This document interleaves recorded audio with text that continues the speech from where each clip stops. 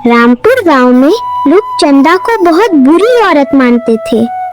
लोग कहते हैं कि उसके दिल में अपनी ही सौतेली बहन सावित्री के लिए जरा सी भी दया नहीं है।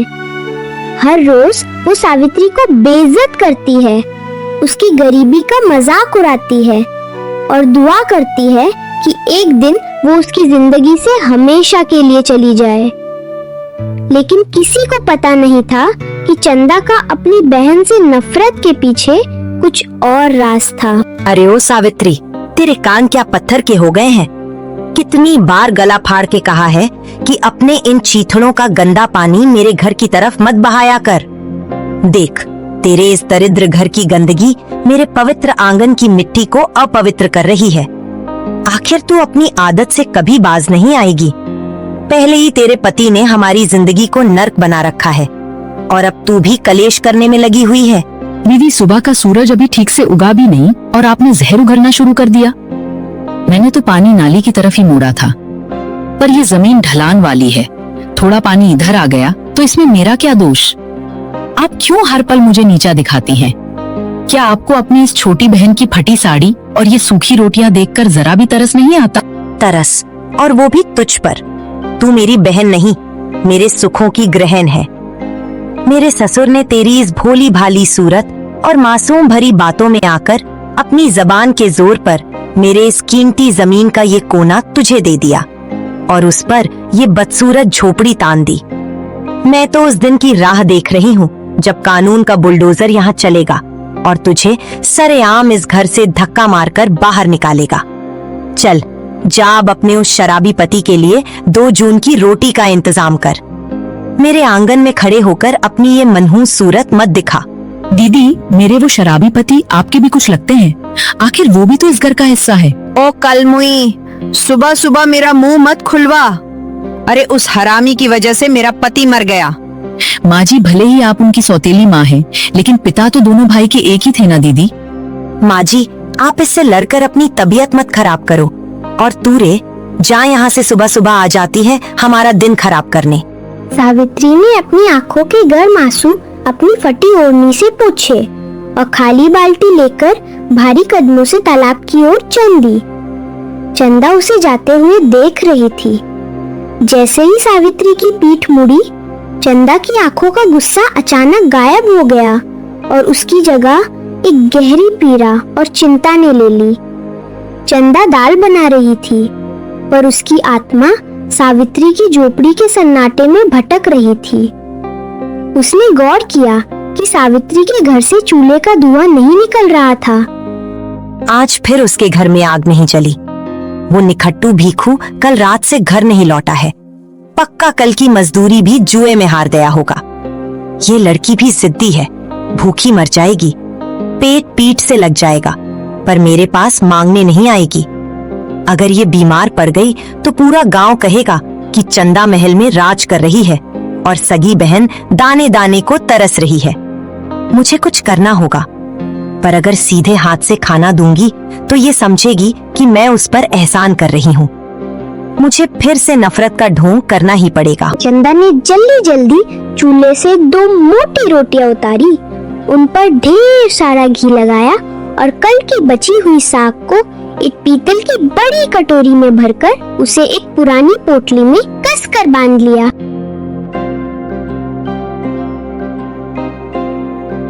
अरियो कलमुई, ये देख, कल रात का बासी खाना बच गया था। मेरे घर के पालतू कुत्ते भी इसकी तरफ मुंह नहीं कर रहे थे। सोचा कचरे में फेंकने से अच्छा है कि तेरे जैसे भिखारियों के मुंह में डाल दूं। इसे उठा और चुपचाप निगल लेना। और खबरदार, जो गांव में किसी से कहा कि चंदा ने तुझे खैरात दी है। ये ले अपना पेट भर और मेरी आंखों के सामने से हट। चंदा ने पोटली सावित्री के पैरों के पास कीचड़ से बचाकर फेंक दी। सावित्री ने कांपते हाथों से पोटली उठाई। जैसे ही उसने गांठ खोली, रोटियों की सौंधी खुशबू और साग की गर्माहट उसके चेहरे तक पहुंची। आप दुनिया को धोखा दे सकती हैं, पर मुझे नहीं। रोटियां तो अभी भी गर्म हैं, जैसे अभी चूल्हे से उतारी हो। आप झूठ बोलना कब छोड़ेंगी? मुझे पता है आपने ये मेरे लिए ताजा बनाई है। आप ऊपर से कितनी भी कड़वी बने, पर मैं जानती हूँ आपकी ममता मरी नहीं है।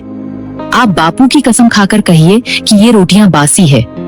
ज्यादा अपनी अकल मत दौड़ा सावित्री, ये तो चूल्हे की गर्माहट है जो कपड़े में बंधने की वजह से रुकी हुई है। और हाँ, सुन ले कान खोलकर, इस तालाब किनारे की जमीन के कागज मेरी सास ने शहर के बड़े वकील को दे दिए हैं।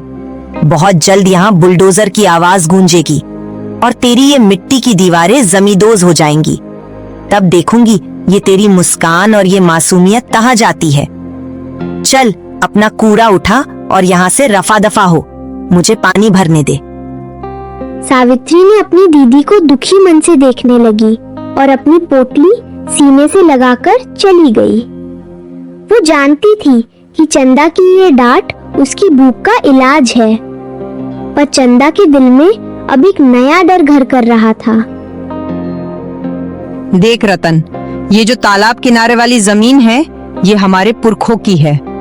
अगर ये टुकड़ा हमें वापस मिल जाए तो हम यहाँ मछली पालन का बड़ा कारोबार शुरू करेंगे। पर वो बीच में उस अनाथ सावित्री की झोपड़ी कांटा बनी हुई है। मैंने सुना है उसका पति भीखू कर्जे के दलदल में गर्दन तक डूबा है। क्यों ना हम उसे थोड़े पैसों का लालच दें और उससे अंगूठा लगवा लें। अगर वो नहीं माना तो जबरदस्ती कब्जा करने में हमें देर नहीं लगेगी। माँ, वो चंदा की सगी बहन है। गांव के लोग हमें जालिम कहेंगे। अनाथ लड़कियों की बद्दुआ लेना ठीक नहीं। चंदा को जब पता चलेगा तो शायद वो ये बर्दाश्त ना कर पाए। अरे वो तो खुद उस लड़की की जान की दुश्मन बनी रहती है। तूने देखा नहीं कैसे दिन रात उसे कोसती है। वो तो खुश होगी अगर सावित्री यहाँ से बेघर हो जाए। तू बस शहर जाकर वकील से लिखा पढ़ी करवा, बाकी काम मैं संभाल लूंगी। चंदा दीवार की ओट में खड़ी ये सब सुन रही थी। उसके हाथ कांपने लगे और माथे पर पसीना आ गया। उसने कभी सपने में भी नहीं सोचा था कि उसका अपना ससुराल उसकी बहन को मिटाने की साजिश रचेगा। तभी मौसम ने अचानक करवट ली। चंदा को पता था कि सावित्री की झोपड़ी की छत की घास सड़ चुकी है और दीवारें पहली तेज बारिश में ढह सकती है। हे भगवान, आज रात अगर जोर की बारिश हुई तो वो कच्ची कोठरी सावित्री की कब्र बन जाएगी। ऊपर से सासू माँ की ये गंदी साजिश। मुझे उसे सचेत करना होगा, पर मैं उसे कैसे बताऊं? अगर मैंने नरमी दिखाई तो सासू माँ को मुझ पर शक हो जाएगा और वो हम दोनों को बर्बाद कर देंगी। कुछ समय बाद चंदा ने एक कागज में कुछ लिखा और चुपचाप सावित्री के आंगन में फेंक दिया। कुछ समय बाद सावित्री को वो कागज मिला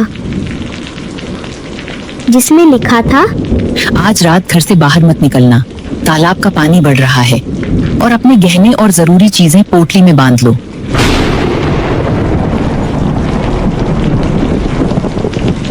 कुछ समय बाद जोरों की बारिश हुई।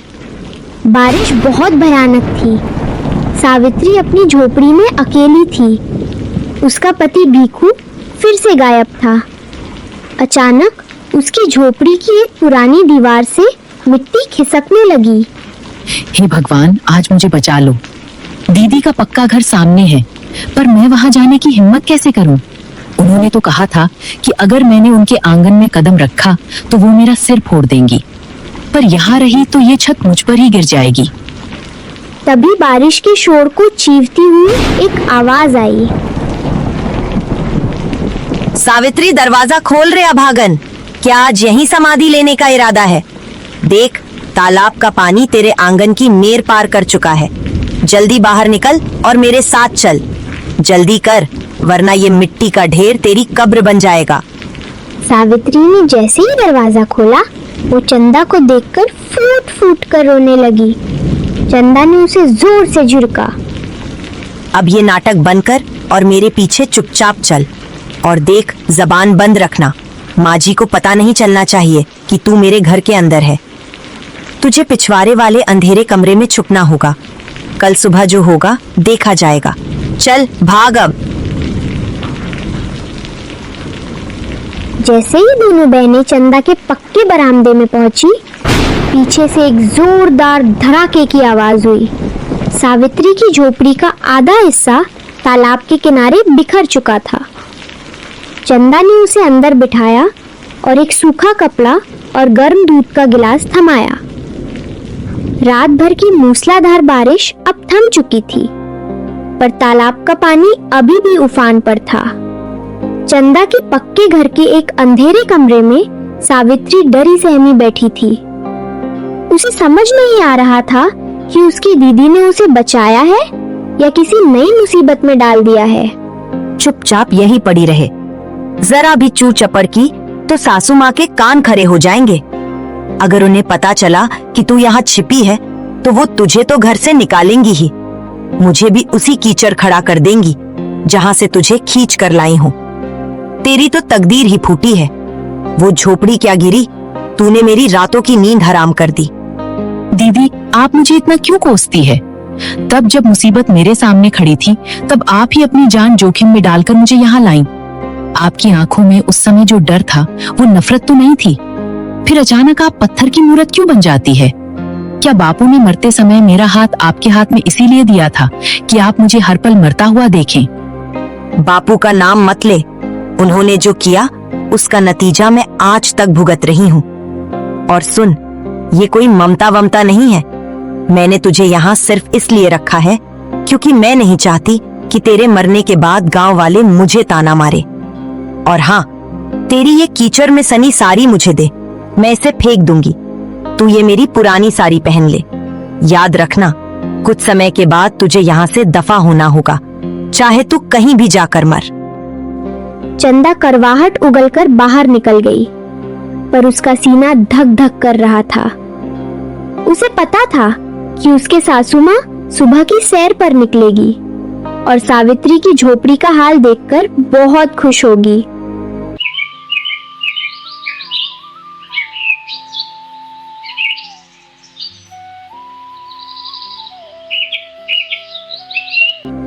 अरे रतन, देख, इसे कहते हैं कुदरत का करिश्मा।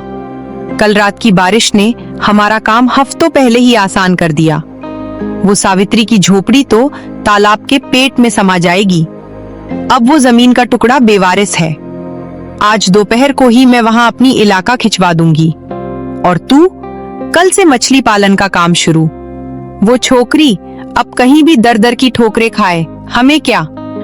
पर माँ, वो बेचारी अकेली औरत इस वक्त कहां गई होगी? गांव के लोग हमें जालिम कहेंगे। अनाथ लड़की का घर छीनना पाप है। माँ, चंदा को जब पता चलेगा तो उसे भी बहुत बुरा लगेगा। आखिर वो उसकी बहन है। अरे वो तो खुद उस लड़की की जान की दुश्मन है। तूने देखा नहीं कल सुबह कैसे उसे गालियां दे रही थी? वो तो खुश होगी कि उसकी सौतेली बहन अब सड़कों पर आ गई है। ओ बहू, इधर आ जरा। अपनी सासू माँ की आवाज सुन के चंदा बाहर उनके सामने आई। जी माँ, जी कहिए, सुबह सुबह क्या बात हो गई जो आप इतना खुश हैं? बहू देख, तेरी वो दुश्मन सावित्री अब बेघर हो गई। उसकी झोपड़ी गिर रही है और वो भाग गई। अब वो जमीन हमारी है। बोल, तू खुश है ना?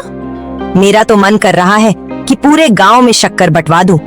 उस लड़की ने मेरी आंखों में धूल झोंक रखी थी। अच्छा हुआ जो कुदरत ने उसका घमंड तोड़ दिया। पर माँ जी, वो जमीन अभी भी कागजों में उसी की है। अगर हमने अभी कब्जा किया तो गांव की पंचायत हमें घेर लेगी। क्यों ना हम उसे किसी बहाने से शहर की धर्मशाला भेज दें और पीछे से कागजों पर उसके अंगूठे लगवा लें। वाह बहू, तू तो पक्की दुश्मन निकली। मुझे लगा था कि तू बहन होने के नाते रोएगी, पर तू तो मेरे से भी 2 कदम आगे है। ठीक है, जैसा तू कहे, पर वो छोकरी है कहाँ? सुबह से उसे तालाब के किनारे नहीं देखा गया। होगी कहीं, किसी पेड़ के नीचे बिलख रही होगी।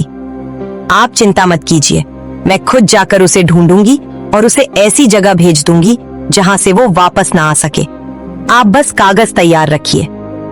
रतन अपनी पत्नी का ये रूप देखकर हैरान रह गया। उसे यकीन नहीं हो रहा था कि चंदा इतनी कठोर हो सकती है। पर चंदा के भीतर क्या तूफान चल रहा था, ये सिर्फ वही जानती थी। अपनी सासू माँ से ये सब बातें करने के बाद वो चुपके से सबसे नजरें बचाकर अपनी बहन के पास गई। जहां उसने अपनी बहन को छुपा कर रखा था। सुन सावित्री, लगता है माँ जी को शक हो गया है। वो आज ही उस जमीन पर कब्जा करवाने वाली है और तुझे हमेशा के लिए यहाँ से मिटाने की योजना बना रही है। तुझे भागना होगा। ये ले, ये मेरी शादी के कुछ गहने हैं और ये थोड़े पैसे। तू चुपचाप पीछे के रास्ते से निकल जा और पड़ोस के गांव में जो हमारी बुआ रहती हैं, उनके पास चली जा। वहां तू सुरक्षित रहेगी। अगर तू यहाँ रही तो सासू माँ तेरे साथ पता नहीं क्या करेगी। दीदी, मैं कहीं नहीं जाऊंगी।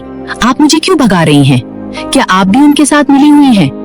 ये गहने आप मुझे क्यों दे रही हैं? ये तो आपके सुहाग की निशानी है। मैं अपनी जमीन नहीं छोड़ूंगी। वो मेरे बापू की आखिरी निशानी है। वो जमीन बापू ने खरीद के दी थी। चाहे जान चली जाए, पर मैं वहाँ से नहीं हटूंगी। तेरी जान की कीमत उस मिट्टी के टुकड़े से ज्यादा है। अगर तू मर गई तो मैं किससे लड़ूंगी? किसके बहाने अपनी भड़ास निकालूंगी? तू समझती क्यों नहीं? ये सब मैं तुझे बचाने के लिए कर रही हूँ।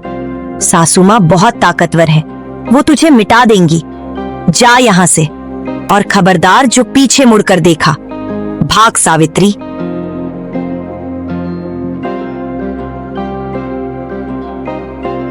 हे ईश्वर, मुझे माफ करना। मैंने अपनी छोटी बहन को कितना कुछ गलत कहा था, उसे बदनाम किया और घर से निकाल दिया। पर अगर मैं ऐसा नहीं करती तो सासू माँ उसे यही खत्म कर देती। अब कम से कम वो सुरक्षित तो रहेगी। मुझे अब खुद को और भी जालिम दिखाना होगा ताकि सासू माँ को मुझ पर शक ना हो।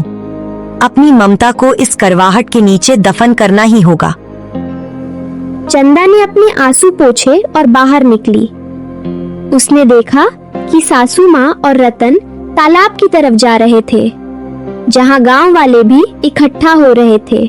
देखो गांव वालों, ये जमीन अब बेवारिस है। वो सावित्री डर के मारे भाग गई। अब मैं यहाँ मंदिर बनवाऊंगी या मछली पालन करूंगी, ये मेरी मर्जी है।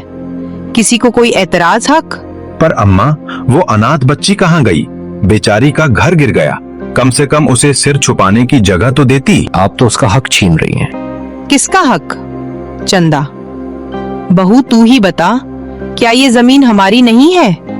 तू तो उसकी सगी बहन है, तू ही बोल। हाँ बिल्कुल, ये जमीन हमारी है। सावित्री तो चोर है। वो मेरे गहने लेकर भाग गई। वो मेरे घर में चुपके से घुसी और मेरा संदूक साफ करके निकल गई। अब वो गांव में कभी मुंह नहीं दिखाएगी।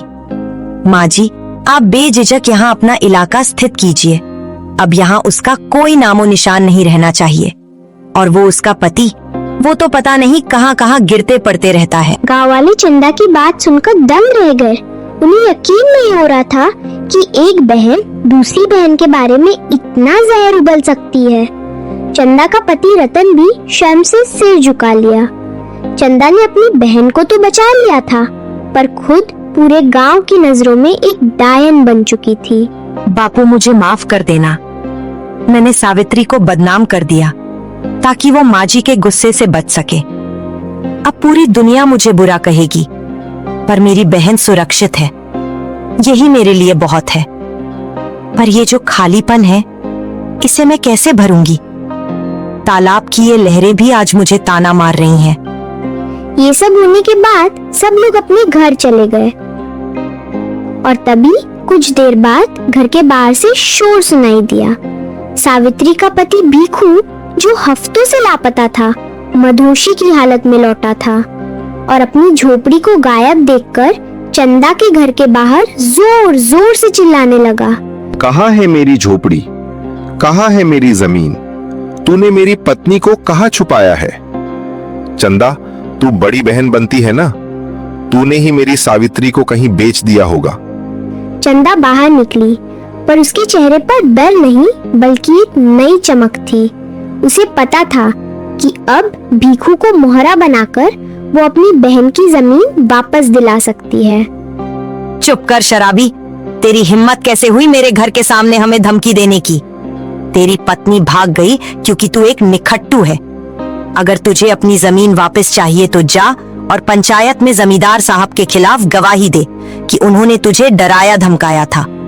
अगर तूने ऐसा किया तो मैं तुझे वो पैसे दूंगी जिससे तू अपनी नई जिंदगी शुरू कर सके। बोल, क्या तू अपनी पत्नी के लिए इतना कर सकता है? उसने चंदा की आंखों में एक अजीब सी तरफ देखी। अगले दिन रामपुर गांव के इतिहास में आज का दिन सुनहरे अक्षरों में नहीं बल्कि आंसुओं से लिखा जाने वाला था। बरगद के उसी पुराने पेड़ के नीचे जहां कभी इंसाफ हुआ करता था, आज दो बहनों की तकदीर और एक खानदान की इज्जत दांव पर लगी थी।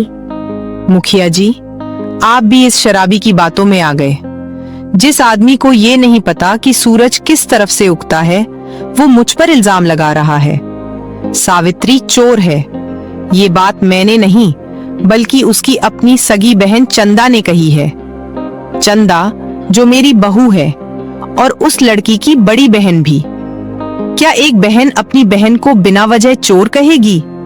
चंदा, ओ बहू, आगे आ और इस पूरी पंचायत को सच बता दे ताकि इस शराबी का मुंह हमेशा के लिए बंद हो जाए। हाँ मुखिया जी, माँ जी बिल्कुल ठीक कह रही हैं। सावित्री सिर्फ मेरी सौतीली बहन नहीं बल्कि एक शातिर चोर भी निकली। उसने मेरे भरोसे का गला घोटा। जिस रात उसकी झोपड़ी गिरी, उसने उसी रात मेरे घर में चुपके से घुसी और मेरे सुहाग के गहने और रतन जी की बरसों की कमाई पर हाथ साफ करके भाग गई। ये भीखू क्या गवाही देगा? ये तो खुद अपनी पत्नी के गहनों से शराब पीता रहा है। मुखिया जी, मेरी बहन अब इस गांव के लायक नहीं रही और ये जमीन अब माँ जी की है क्योंकि सावित्री ने इसके बदले में मुझसे गहने लिए थे। चंदा की बातें सुनकर पंचायत में सन्नाटा छा गया। गांव की औरतें एक दूसरे की तरफ देख रही थी। किसी को यकीन नहीं हो रहा था कि चंदा अपनी ही बहन की इतनी बड़ी दुश्मन हो सकती है। देखो अम्मा, हमने आपको यहाँ इसलिए बुलाया है क्योंकि भीखू ने आप पर गंभीर इल्जाम लगाए हैं।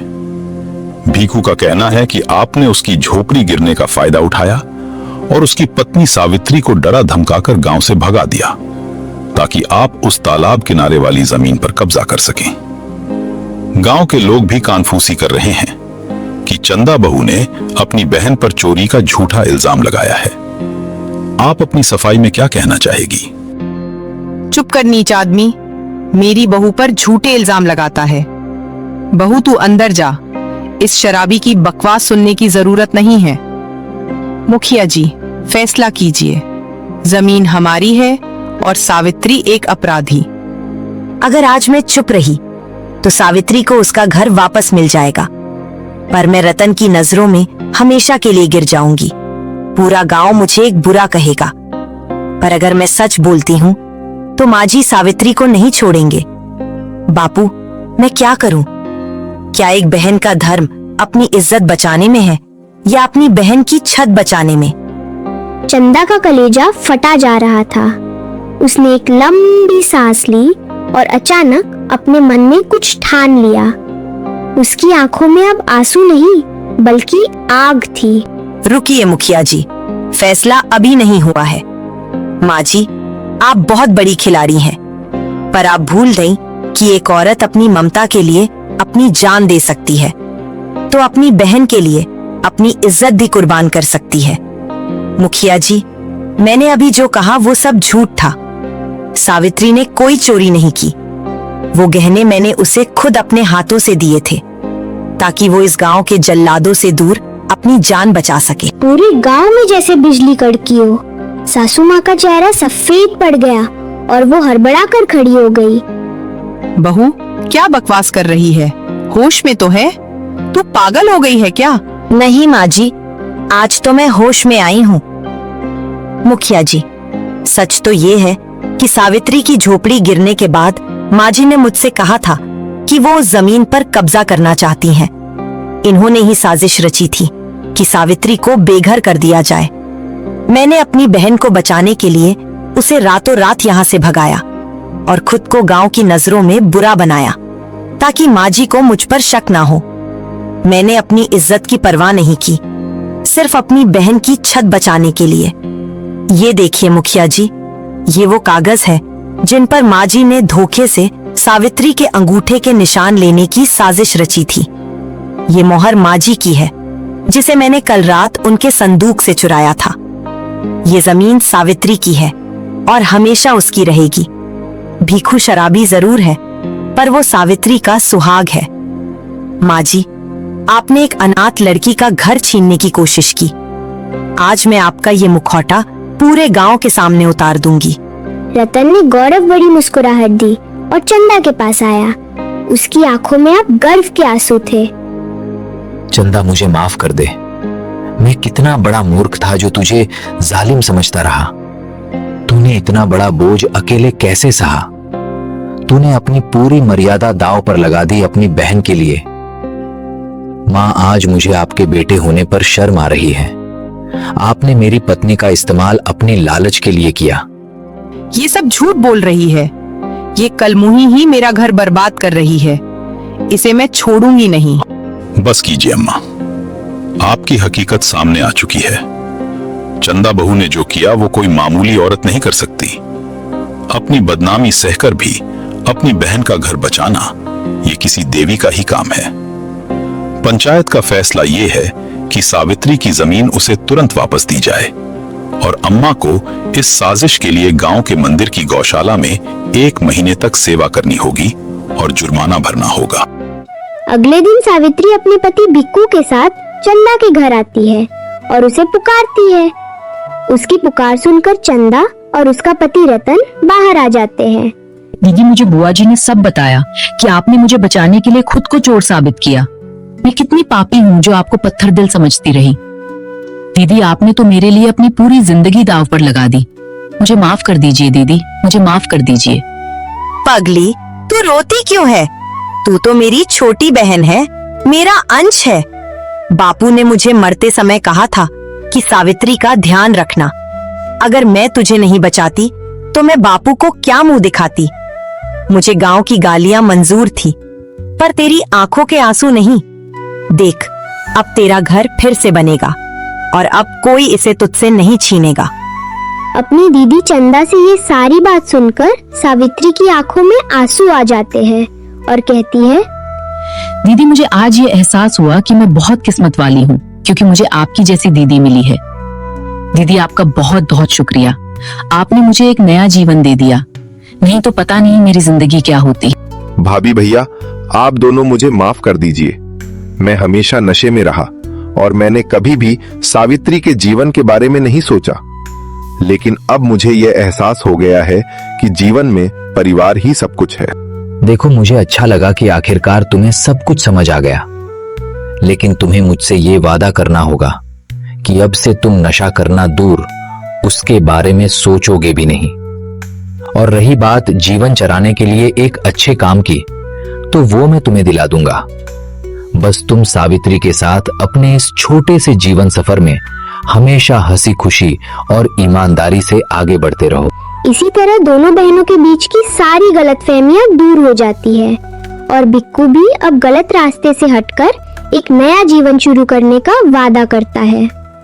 तालाब के किनारे बसे दोनों बहनों के घरों में एक नई शुरुआत होती है और दोनों परिवार हंसी खुशी से अपना जीवन आगे बढ़ाते हैं।